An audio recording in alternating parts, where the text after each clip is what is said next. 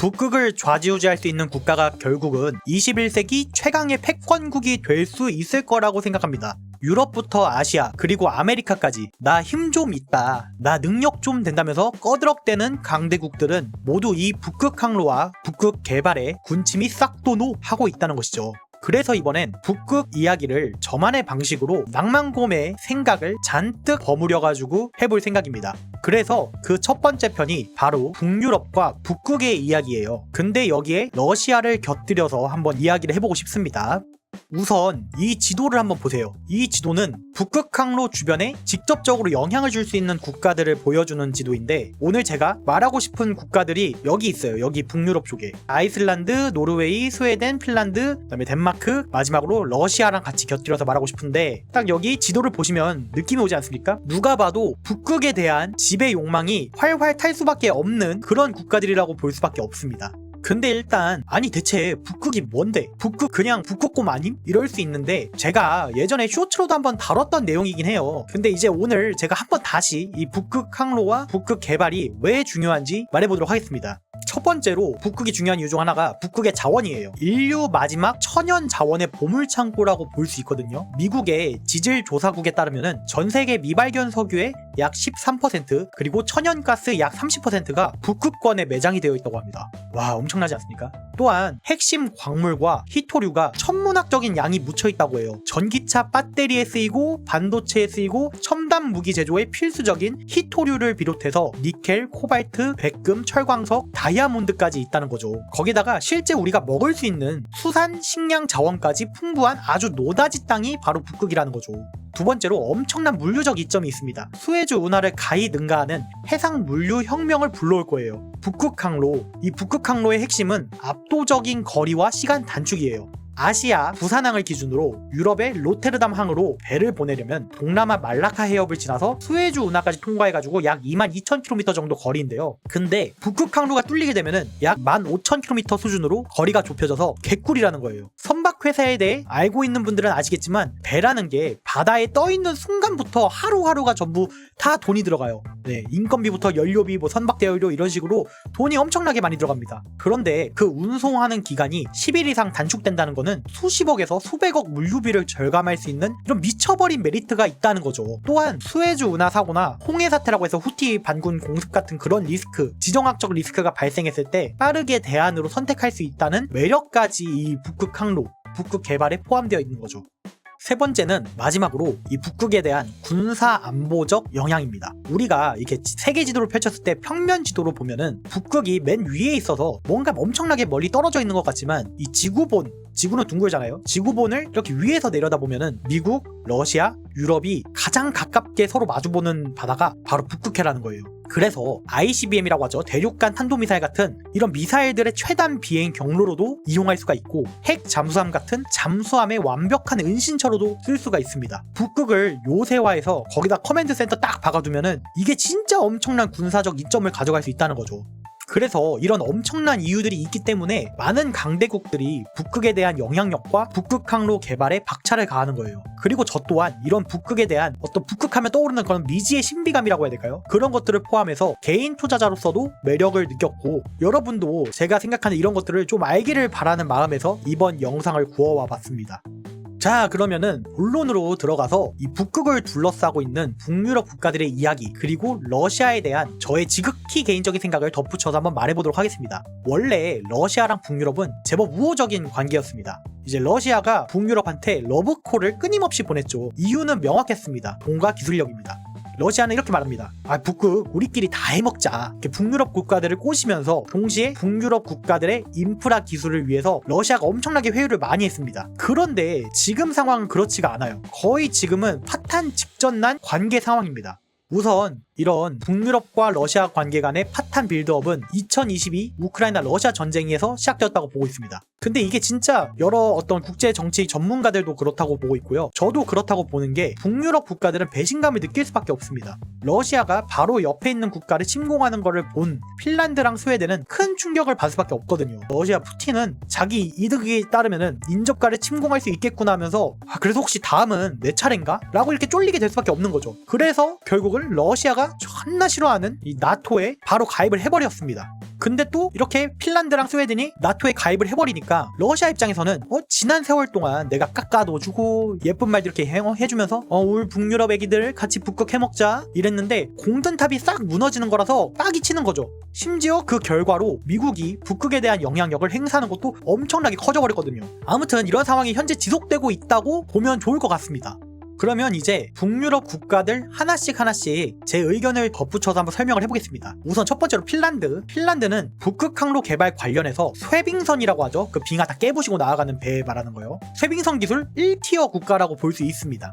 북극해 패권의 상징인 쇠빙선 군단을 만들 수 있는 기술을 가진 국가라는 거죠. 그래서 아까도 말했지만 러시아랑 친했던 시절에는 94년도 기술동맹을 통해서 끈끈한 공생 관계를 유지했었습니다. 그러나 우러 전쟁 이후 관계가 파탄이 나버리면서 오히려 러시아는 북극 관련으로 가장 골치 아픈 국가로 핀란드를 현재 꼽지 않을까라고 생각을 하고 있어요. 왜냐면은 핀란드가 나토에 가입을 해버리면서 러시아랑 맞대고 있는 국경이 1800km 국경선이 되어버렸거든요. 이게 지도를 다시 한번 보자면은 자, 여기가 핀란드잖아요. 핀란드고 이 오른쪽이 러시아인데 여기 국경선 쭉 보시면은 이 국경선 따라서 1800km나 되거든요. 그러다 보니까 러시아의 경쟁국인 미국과 나토의 거대한 방패가 되어버린 거예요. 그래서 요즘 러시아가 좀 빡이 쳐가지고 핀란드 국경 근처에 군사력 증강을 예고했고 핀란드는 그럼 난 쇠빙선 기술 절대 안 줘, 아무것도 안 준다 선언해버린 상태라는 거죠. 저는 핀란드라는 국가가 우리가 알던 이미지처럼 평화의 국가, 행복지수 만땅 국가, 잘리톨 휘바 하는 것과는 달리 생각보다 러시아에 대한 억제력을 가지면서도 동시에 이 머리를 굉장히 잘 쓰면은 미국한테서도 이득을 많이 취해서 북극 관련으로 굉장히 큰 호재가 있는 국가라고 생각을 합니다. 다음은 노르웨이인데 노르웨이는 생각보다 조금 간단한 느낌이었어요. 우선 노르웨이는 내 앞마당 지나갈 생각하지 마세요 라는 거예요. 약간 최전방 감시자 같은 역할인데 러시아 북극 함대가 넓은 바다로 나가려면 무조건 지나가야 하는 곳이 바렌츠해라는 곳인데요. 이것도 지도 한번 같이 보시죠. 다시 지도 보시면은 여기가 노르웨이인데 노르웨이고 여기가 러시아인데 요렇게 가려면은 이 바렌츠해라는 곳을 지나가야 되는데 이 바렌츠해가 노르웨이의 바로 이 앞마당이라는 거죠. 심지어 여기 보이는 이 스발바르라는 제도가 있거든요. 스발바르 제도. 이 스발바르 제도도 제가 뒤에서 말하겠지만 이 스발바르 제도랑 노르웨이 본토 사이에 이 바렌츠해가 굉장히 중요하다는 거죠. 근데 거기 문지기 같은 역할을 하는 게 노르웨이다 보니까 노르웨이는 최첨단 레이더망이랑 해군력으로 러시아를 계속해서 감시를 하고 있다는 거죠. 또한 북극 관련해서 제가 방금 지도에서 보여드렸던 스발바르 제도도 정말 중요한데 여기가 스발바르 조약에 의해서 조금 신기한 게 러시아인도 들어가서 살면서 자원을 캘 수 있는 상황이에요. 그런데 자꾸 노동력을 이용해서 그러니까 일반적인 사람들만 와가지고 뭐 이렇게 일을 해야 되는데 자꾸 러시아가 군사적으로 좀 스발바르 제도에 알박기를 시도를 하려는 게 있어서 노르웨이가 굉장히 예민한 상태로 반응 중이라고 말씀을 드릴 수 있겠습니다. 자, 그 다음은 스웨덴인데요. 스웨덴은 북극의 바다에 대한 장악력은 부족하지만 북극으로 가려는 하늘과 땅을 지키는 후방 군사기지 역할을 하고 있다고 보시면 좋을 것 같아요. 북극 항로 물류권에서 좀 떨어져 있긴 하지만 또 손꼽히는 첨단 방산 기술이 있거든요. 스웨덴이. 예를 들면은 뭐 이제 그리펜 전투기라고 있는데 이 전투기가 되게 대단한 전투기인데 이 그리펜 전투기를 생산할 능력이 있는 만큼 러시아 입장에서 장제적 위협으로 떠오르고 있는 거죠. 또한 핀란드랑 함께 나토에 가입을 해버리면서 북극에 대한 영향력을 신경 안 쓰는 듯 했다가 또 이제 북극에 대한 영향력을 확 행사하려고 하는 그런 돌변한 케이스라고 스웨덴은 볼 수 있겠습니다. 그리고 아무래도 노르웨이랑 핀란드 사이에 껴있는 국가다 보니까 북극보단 아래쪽 독일이나 영국 같은 나라에 좀 더 북극 영향력 행사를 강하게 보여주고 있는 나라가 아닌가라는 그런 생각이 들었습니다. 자, 이제 마지막으로 정말 중요한데 아이슬란드랑 덴마크예요. 우선 아이슬란드부터 좀 제가 말을 해보자면은 저는 이 아이슬란드가 북극 관련으로 가장 중요한 국가가 아닌가라는 생각이 들었습니다. 지도를 다시 한번 보여드리겠습니다. 지도를 보시면은 여기가 아이슬란드예요. 여기가 이게 중심에 있지는 않아요. 어차피 여기는 북극이 이게 뭐 빙하도 있고 뭐 하여튼 있지만 여기가 되게 중요한데 이 아이슬란드가 왜 중요하냐면은 제가 이걸 좀 설명해 볼게요. 왜냐면 아이슬란드는 이 북극 항로 경로를 잘 살펴보게 되면은 아이슬란드는 북극 항로의 최종 종착지가 되기도 하면서 동시에 반대로 척박한 북극해를 지나기 전에 중요한 체크포인트? 좀 뭐라 해야 될까요? 그 무역하는 상인들을 위한 쉼터 같은 역할을 하고 있다고 저는 생각을 하고 있습니다. 사실 아이슬란드라는 국가가 자국 군대도 없어요. 그리고 뭐 엄청난 기술력이 있는 국가도 아닌데요. 그렇지만 지리적 이점에 스탯을 몰빵을 해서 이거 하나로 북극해의 싱가폴이 될 수 있는 가능성이 보여주는 국가라고 저는 생각을 하고 있습니다. 그리고 GIUK 라인이라고 해서 그린란드, 아이슬란드, 영국으로 이어지는 라인이 있는데 그 라인의 정중앙에 있는 국가가 아이슬란드라서 러시아 핵잠수함이 북극에서 출발해 대서양, 그러니까 미국 앞바다로까지 내려갈 수 있는데 거기를 내려가려면은 반드시 여기를 지나가야 하니까 이 아이슬란드라는 곳이 지리적 이점이 엄청나게 중요한 거죠. 그리고 러시아도 이걸 알았기 때문에 아이슬란드에게 엄청난 구애를 했지만 결국 다 아이슬란드가 거절을 해버렸고요. 아이슬란드는 또 나토 창립 멤버 수준의 완전히 골수 회원국이라서 미국과 나토군의 초계기 기지도 유치를 했던 상황이고 체크포인트 역할도 현재 잘 수행하고 있는 중이라고 볼 수 있겠습니다. 자, 대망의 마지막으로 그린란드라는 북극 치트키를 가진 덴마크입니다. 몸집은 작지만 그린란드는 내 거라고 선언한 국가예요. 지도를 한번 보시면은 사실 여기가 덴마크거든요. 여기가 덴마크인데 그린란드는 여기 있어. 와, 미쳤죠? 덴마크는 여기 있지만 그린란드가 여기 있는데 이 그린란드가 여기 덴마크 거라는 거죠.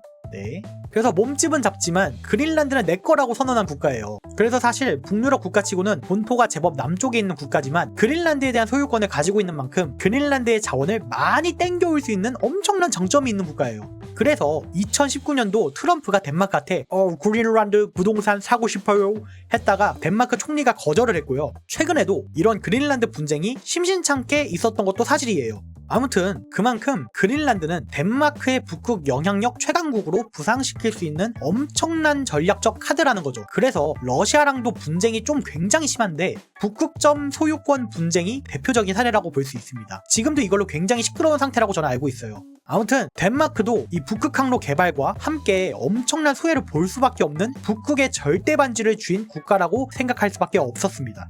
저는 이번 내용을 이렇게 말해보면서 생각한 게 두 가지예요. 생각보다 북유럽 국가들이 그저 복지 국가로서만 유명해질 게 아니라 이 북극과 관련해서 엄청난 메리트를 안고 있는 곳이구나. 아, 얘네랑 관련해서 지금부터라도 소액으로라도 투자할 수 있는 그런 주식 종목이 있으면 좀 열심히 찾아봐야겠다라는 생각을 했습니다. 물론 이미 BOAT ETF라는 선박주를 제가 매수를 하고 있긴 하지만 더 찾아보고 싶다는 생각이 들었어요. 북극과 관련되어 있는 주식이 뭐가 있을지. 또 한 가지 더는 우리가 우크라이나 러시아 전쟁 뉴스에만 매몰돼서 그렇지 나토 국가들을 포함해 북유럽 국가들이 러시아에 대한 압박을 가하고 있음에도 굉장히 강하게 가하고 있거든요. 그렇게 하고 있음에도 불구하고 러시아도 굉장히 이 북극 메리트가 엄청난 국가구나. 과연 러시아가 이 전쟁을 끝낸 다음에 다시 경제 성장에 몰두하게 되면 북극 관련해서 또 다른 국제 정세 양상이 보여지겠다라는 생각이 함께 들었었습니다.